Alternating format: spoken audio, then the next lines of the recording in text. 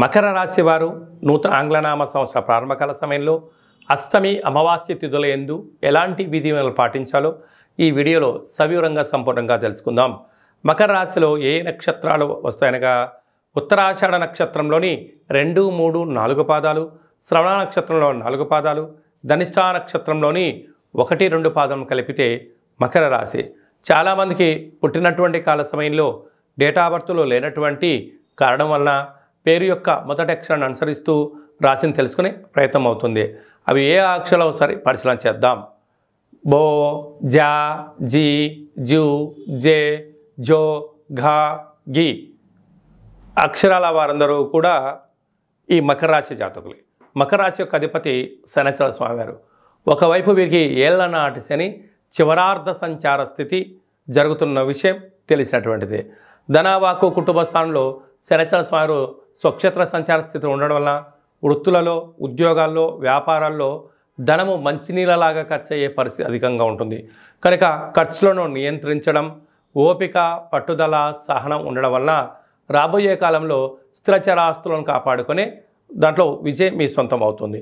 అలాగే తృతీయంలో రాహు సంచార స్థితి ఉండడం వల్ల తల్లిదండ్రులు, గురువులు మన క్షేమాన్ని గురించి ఎవరైతే ఆలోచన చేస్తున్నారో వారందరికీ చక్కటి సన్మార్గమైన జీవన విధానంలో అత్యున్నతమైన విజయం వీరి సొంతం కాబోతుందని చెప్పి గమనించాలి. విశేషంగా వీరికి అర్ధాష్టమ గురువు చిన్న చిన్న విషయాలకు ఆందోళన, చిన్న చిన్న విషయాలకు అలగడం, ఏదో జరిగిపోతుంది, నన్ను ఎవరూ పట్టించుకోవట్లేదు అనేటువంటి భ్రమలో ఉంటారు. అలాంటిది ఎక్కడ ఉండదు.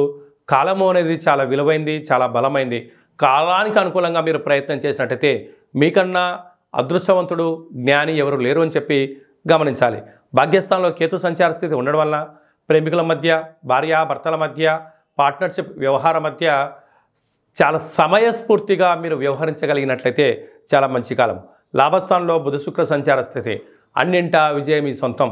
బంగారాభరణాలు, నూతన వస్త్రాలు, గృహాలు, షేర్లు, క్రయ విక్రయాలు యోగదాయకం.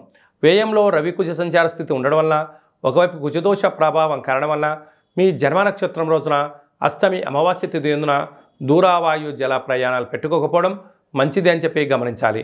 డాక్టర్ వృత్తుల వాళ్ళు, నీటి వ్యాపారాలు, హోటల్ వ్యాపారాలు, సంపూర్ణమైనటువంటి సాఫ్ట్వేర్, హార్డ్వేర్ రంగంలో ఉండబడిన వారికి చాలా యోగదాయకం. కాకపోతే ఓర్పు, పట్టుదల, సహనం అవసరం అని చెప్పి మీరు గమనించగలగాలి అని చెప్పి గుర్తుపెట్టుకోగలగాలి.